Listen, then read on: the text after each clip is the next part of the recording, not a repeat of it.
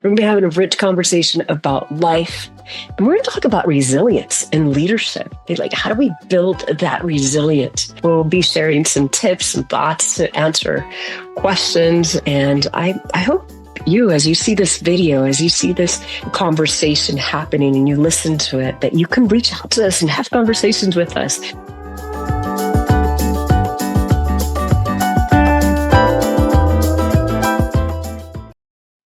Hello, everyone, and welcome to the Mind Shift Show. Today, one of my all-time favorite guests, Victor Arias, is here. We're going to be having a rich conversation about life, and we're going to talk about resilience and leadership. Like, how do we build that resilience? We'll be sharing some tips and thoughts to answer questions, and I hope you, as you see this video, as you see this conversation happening and you listen to it, that you can reach out to us and have conversations with us. We're here to connect with you, here to provide any insights, and looking forward to it. Victor, thank you so much for being here today. I'm really excited about our conversation. Rocío, it's my privilege to be with you. You clearly have shown a tremendous amount of leadership in not only our community, but for our country as well. So I just commend you on everything you've done. Thank you so much. And thank you for your extraordinary leadership through Stanford University, through your organization, and through everything that you do. So quite an honor to be here with you. Tell us a little bit about your journey. Well, I mean, it all started, I want to say El Paso, which is where I was born, El Paso, Texas, but it started back in Chihuahua and Zacatecas, where my grandparents are from. Mm-hmm. So, I would consider myself an immigrant, and I think that's an important thing to say nowadays. Mm-hmm. Although I was born in El Paso, but it feels like a world away. First language, Spanish, many Mexican customs, a lot of relatives in Mexico, and so that's the kind of the environment I was raised into, but I will say that I had parents that were very, very dedicated to education and also to social justice. I mean, they are always making sure that we appreciated everything that we had and the people that were, emblematic of what that meant, those gifts that we received. So always looking to be treating the people on the street with respect, the street cleaner, el palatero, and the different people in the community with respect. And so I really value that, and that's what has guided me throughout my life. Went to school at UTEP as an undergrad, then graduate school at Stanford, which changed my life. But then it's been really because of that upbringing. It's been an experience, a career of service, and that's what has driven me. I love that to really attribute your parents to that. It comes through our familias, that resilience, that love, that honor, the respect that everybody deserves, and also the dignity. That's what shows up for me as I'm hearing your story, thinking about treating everybody with dignity and respect, and that you get to continue to move forward and help people live their version of a happy, healthy life, and what you've built for your career. Victor, as you've moved on in your career, and leadership being one of those things that it has been very important in your life, I know that you have led the way while you've paved the way. What were some of the things that, as you were going through that journey, that you learned along the way? Because not everything was done. Nobody had gone to Stanford in your family. And right? Like, how do you get there? Here you are in your educational career. You go to an institution of higher ed that not many people around the world get to even qualify to go to. And here you are. What did you learn out of that experience and other experiences in your career that have led you to be here now? Um, well, I think I did kind of go through this whole imposter syndrome thing Mm, because I was feeling very intimidated when I first got onto campus. I said, "What am I doing here?" that's a Um, big, intimidating conference. Okay, and imposter syndrome is real. oh, it's been incredibly real. But I think once you kind of get over that, you're being guided by you know the little things that have impacted your life, that have created your life. And to be truthful, I mean, I always have had a strong faith in our Creator, and I leave things up to Him and or to her. And so, uh, and to make sure that I know that there's a much bigger being that has had that takes responsibility for all the things in my life, and so in many respects, I kind of let Beautiful. that kind of guide me. But I think the things that I've learned through that whole experience is that you know everybody belongs. Um, some have the privilege of being able to be invited, and if Mm, that's a privilege to be invited, then you better take advantage of it. And if you take yes. advantage of it, then you need to make sure that it's in the context of other people that you're serving, that are you're going to try to bring along. And so it's interesting that you put that about leading and paving at the same time. And absolutely, I mean, everything I've done, I've always said, okay, this is for the betterment of my community or for the betterment of my family. And so, and things just happen when you put that in that context. Wow, that's so beautiful when you think about it. It's like it's for the betterment. If you've been invited, go through the door. Because I think a lot of people are like, well, it's an invitation. I don't need to take it. Well, guess what?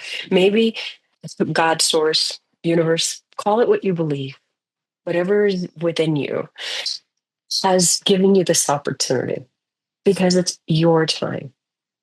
And it is for the betterment of you. It's for the betterment of your family, your community, the people that are here, that we're here to serve. I believe that I'm here to serve. Who am I here to serve?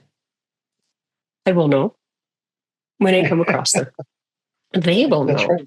when they come across me. And so that's beautiful. Now, let's talk about imposter syndrome Yeah. because that's real. What was it? Like, give us a specific example of what it was, how it showed up for you, and how you overcame that experience. Well, there's an interesting story that actually came up on the feed with that I'm with my class at Stanford at the business school. So I get there and there's a wine and cheese reception at the business school. So okay, don't know what that really means, but I'm going to go. And so I put on my best looking velour sweatpants and a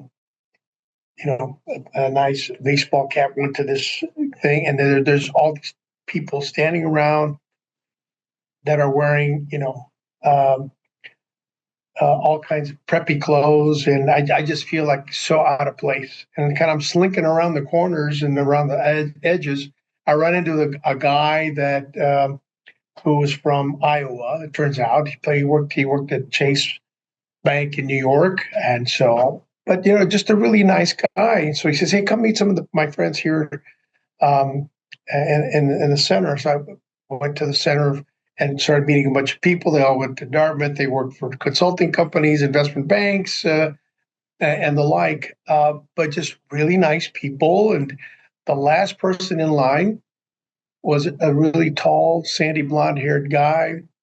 And he had, thick corduroy pants, um, two Izod shirts with the collars turned up. He had the mandatory sweater over his uh, uh, wrapped around him and Mm. on his shoulders. And so I introduced myself, and and I found myself having to not to say Arias, but to say Arias so that people could say it correctly. But this guy was a little bit kind of standoffish, and I said, let me turn the collars down on your shirt because you have them up. So I flipped his collars down, and I could tell he gets really mad because I looked at the back of his neck and it was red, and he was so upset. The other people were looking at me like, I can't believe you did that. But what happened was that guy didn't talk to me for the 2 years, but the other people, they were like, they were best friends. They said, I can't believe you did that. It takes Wow. gumption to be able to do it. Courage. But it was not intentional at all. And so it was really introduced me to the fact that there's different perceptions going on in life. My own faulty perceptions of what, do I belong or do I not, sort of imposter syndrome. But at the end of the day, those kinds of circumstances and events kind of set a level playing field. And so, I had to learn that, one, I do belong. Number two, you can't judge, you can't jump to conclusions about any situation, and you have to let things play out. That's so powerful because we come into it sometimes our own innocence, right? Call it innocence, call it ignorance, call it whatever you will. Yeah. We don't know what's happening. We may feel like we're out of place. Maybe we're not dressed in the right way, or we don't know people from different cultures. We're intimidated by what we hear, whatever that may be, or even what we know and don't know and think we know. And we walk into these places with almost like this invisible armor of, Yeah. I don't belong here. And so, like, there's a rigidity to the body, there's a stiffness in there that doesn't allow us to move. And we get to create whatever we want to create. And it's so fascinating because they say that at some point in everyone's life, we're going to experience 60 to 70% of people are going to experience imposter syndrome. I'm going to say that it's 100%. If you're human, I think you experience it, whether you experience it in kindergarten or you experience it in the sports or wherever you're at, that there's a certain level until we start to build that resilience muscle. I think even for me, I go to places and I'm on stages and places where I'm like, they invited me. I love it. Right. And then, of course, like I deliver my message, even if it's for a split second, right? When I'm taking a look at that and I'm presenting, I remember the first time that I experienced that, I was presenting to MDs, not just PhDs. I was presenting to MDs about my work, and everybody's surrounded, all these experts who had studied early childhood education. All of a sudden, here I am with an undergraduate degree in international business, self-taught in early childhood education, delivering a presentation and educating these people who have spent their entire careers in this area. And I had imposter syndrome. I'm like, how am I doing this? And yes, and one thing But is for to a second, deliver. because you had them eating out of the palm of your hand, I'm sure. They were, right? It's even for a second, but still it shows up like, how do we move beyond those moments is how we recover is really what makes it special. Like, now that we have here, you have the mic, okay? And I always think like, you give me a mic, I'm going to talk about what I want to talk about as it relates to leadership, and tell people like, as a leader, what are the top 3 things that you want people to know and take away from this conversation today that will make a difference in their lives? I've mentioned this already. I really do believe in servant leadership. I mean, you have to be of service to others or people won't follow. And so to me, So true. that is a really important trait that one must exhibit Body. with people, because again, if people don't feel that you're serving them, then how can they serve others? And so, Mm-hmm. to me, that's really an important thing. Again, and I take that back to my grandparents, my parents. Um, so I think that's really important. I think the second thing is that, I know we talk a lot about being authentic and real and genuine, and Yes. and you just can't put on airs in front of other people. You have to be Mm-hmm. yourself.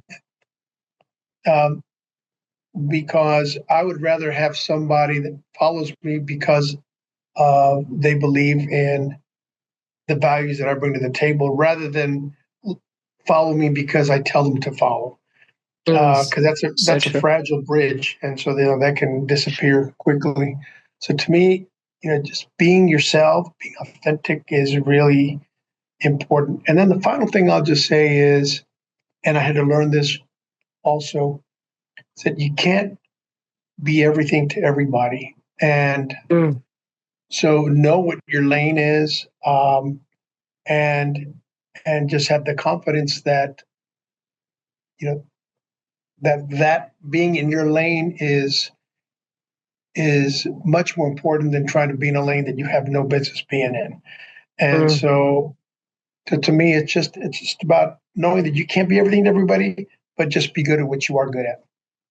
I love that because a lot of people think it's like fake it till you make it. I mean, we heard that. I grew up hearing that fake it till you make it. Well, you know what? It's not my hat to wear. It doesn't even fit. It doesn't even look good on me. Right. This whole pretending, like, I believe that we put on the mask that our mother wanted, the father, teacher, preacher, school, whatever, or the mask that we even think we're supposed to wear. And it comes so inauthentic Yep. when we Mm-hmm. show up and people are like, I don't know about Rocío. I don't know what's going on with Victor. They're just not, there's something off about them. And it may be that we're trying too hard. We're being inauthentic to ourselves. Therefore, if we're Yeah. inauthentic to ourselves, punto, we're inauthentic to everyone, bottom line. And so Exactly. be you, be you. Victor, this is such an important conversation. Give us one of the most important lessons of your career. What was that? And how do you get to share it with others as you continue to powerfully move forward?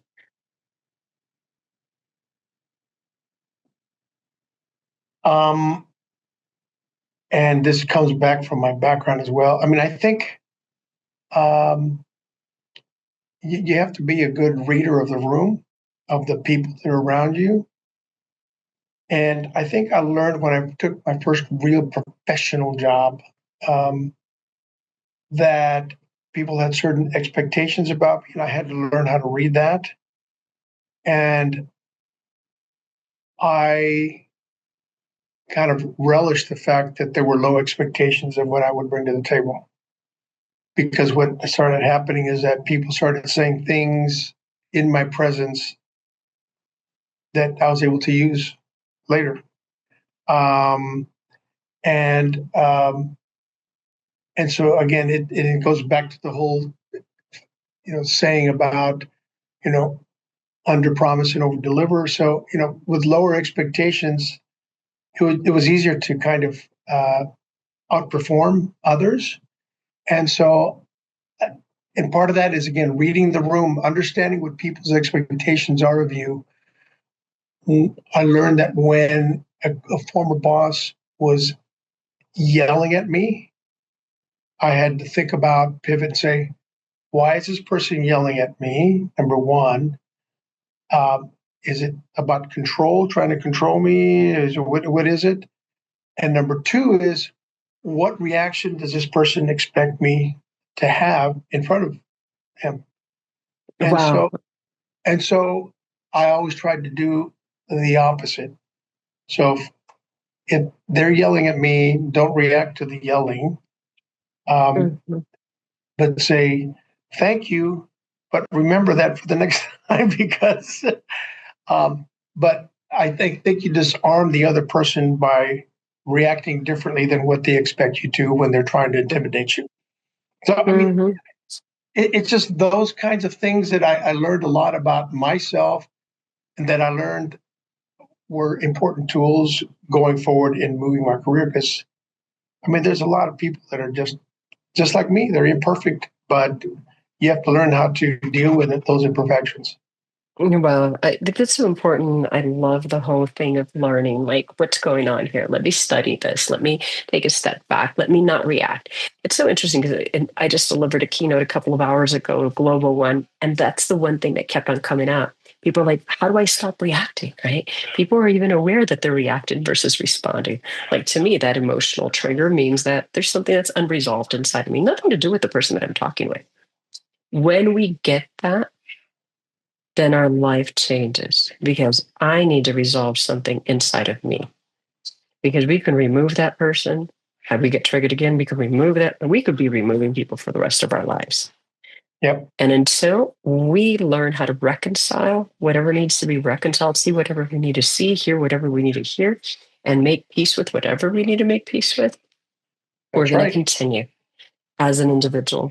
So, give us 3 tips as we come here to the end of our conversation. Give us 3 tips that somebody can turn around, like from right here, and easily implement it as they continue to move forward on their journey. People like to know that you remember them. It just makes them feel special, engaged. And I learned early on from Secretary Henry Cisneros, who was, well, I met him when he was mayor of San Antonio, but and became Secretary of HUD. I said, Henry, I see you walking into a room and and you know every people's names. And I said, how do you do that? He said, it's important that when you meet somebody that Rocio, you'll say, hi, Henry Cisneros. And the other person says, hi, Rocío Pérez. And I shake their hands and I make eye contact with them. And I say, nice to meet you, Rocio. You repeat the name. He goes, there's a connection there. 75% of the time, you're going to remember that person's name when you see that person. And so I learned that from him, and I'm telling you, it works. I do that a lot. I do remember a lot of people's names, and it just, not that I'm trying to be disingenuous, but I want to make that connection so that my next conversation with them will be, wonderful and engaged. And so, to me, that's a really important tool that anybody can develop. You just have to practice it. Um, so that's one tip. I would Thank you. say It's powerful. another one I heard when I was going through this kind of investment banking environment that I was in, that you should prepare more for internal meetings than for external meetings, because the perception, the conclusions that your peers will have on you are going to impact what happens externally. So to prepare and be really prepared, be ready for internal meetings. If you're going to fault anything, prepare for that versus external meetings.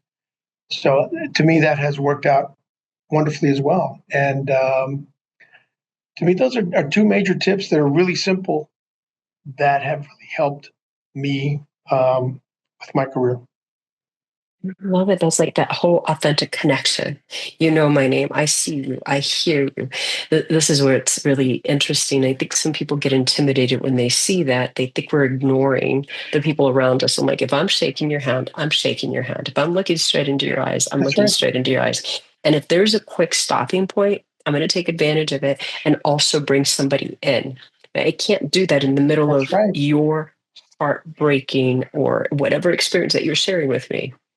There's a point in time that we've got to be subtle, right, and understand that it's not about me, it's about the person in front of me, right? And That's it's not right. about me if I'm over here besides waiting to speak with this person. As a matter of fact, I was at one of the Stanford LBAN events in San Jose, and I had an individual who was a very powerful individual. I didn't know that, okay? Like, and I know everybody that goes there.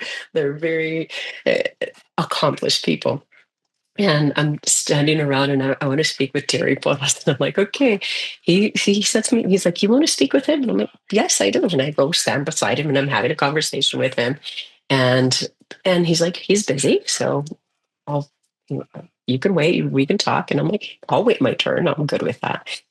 And knowing that it's not anything, nobody's trying to ignore me. And nobody's trying to do anything. They want to contribute, right? And we've got to take our space too. So Yeah. being very careful that we're not triggered by somebody, giving somebody that authentic moment to connect. And Yeah. that's really important. Is there anything else that you want to share as we close? No, I think, in this environment that we're in today, of extremes, it's kind of hard to carve yourself a spot in the middle. But um, I mean, I, I consistently try to carve out that space. And the only way to do it is to kind of listen to both sides and to try to find the commonalities of conversations with people. And so it's just an extremely difficult thing to do in today's environment, but you got to be true to what you know. And I don't believe in the extremes at all, at all. And so I'm right in the middle, and I'm always trying to, and regardless of what people say, I'm going to continue to do that. I love that, and honoring the humanity of everyone, right? How do we come to a happy medium, connect with each other, and be present in this moment with each Yeah. other? I think it's so powerful. Victor, thank you so much for being here. Thank you for Thank you, this Lucille. opportunity, and I'm looking forward to seeing you in San Diego. So Same I here. will see you there with our Stanford people. I'm going to say to our audience, take 5 minutes, do three things. You already know what those three things that are important to do. Watch this video, listen to this video, reach out to us. You know what is important for you to move your career and continue to create your version of a happy, healthy, and fulfilling life as you continue to move forward.